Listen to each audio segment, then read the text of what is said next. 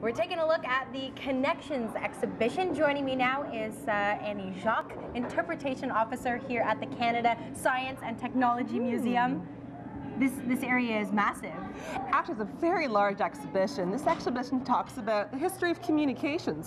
So when you think of the telephone, telegraphy, radio, television, it's a huge exhibition. And not only is there a lot to see, it's very interactive, which I think is great for families who might be coming, you know, on any random weekend or maybe even over March break. Exactly, and I think that's the magic formula of science and tech, right? You've got the amazing artifacts, but we also have some pretty fun interactives. Shall we try some of them? Of course, okay, yes. I really like this one.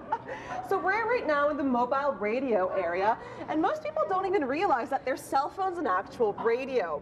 So right here we're looking at the evolution of cell phones, and what you're holding is actually called the brick, right? In the 1980s, this is what you would have basically in your purse.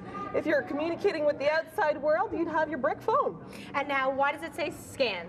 Right, so we're inviting visitors to scan the phone right here in the magic portal. And then what's exciting is you get to hear the ringtone of the air out. Amazing. And then here you've got my very first phone. Exactly. And as you scan the phone, you actually get some pretty interesting statistics. You'll find out how many Canadians had a cell phone during that era.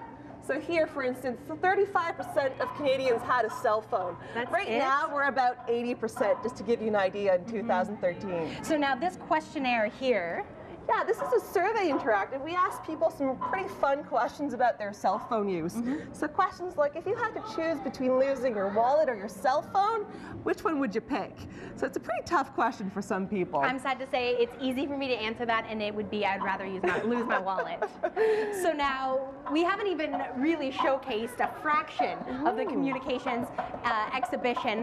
What are we looking at here in the corner? It looks like a green screen. Yes, it is. It's part of our history of television section. And so we're inviting our visitors to come in and pretend they're maybe the weatherman or they're part of a television production. So let's come on over right over here.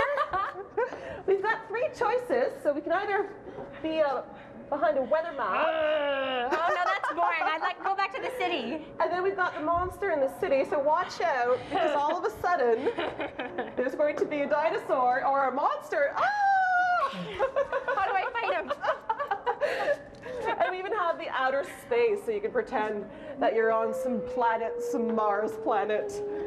I like this. The kids must have a blast with this. Exactly, and it's a really interactive spot, so we really enjoy it, yes. So now, you mentioned that all in all, the Connection exhibition has 3 separate areas, this one being the newest edition. Exactly, we have got 3 new separate areas actually. Okay. And the last one is imagining the internet. So this looks at computing devices. So what happened before internet?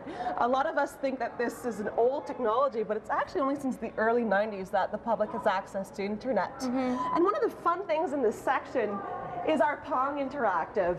So this is just to display how, for most people, their first experience with computers was home video games. So I'll invite you to have a seat. We can probably play together. So we're looking at the old school Pong video game.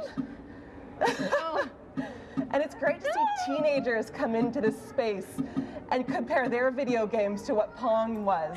Yes. So really popular feature of the new update as well. So much to do. Head to the website to look at all of the information, but I mean, you could easily spend a whole day here with the family. Shall we get back to the Pong game? I think so. Okay, I'm going to master this. Oh.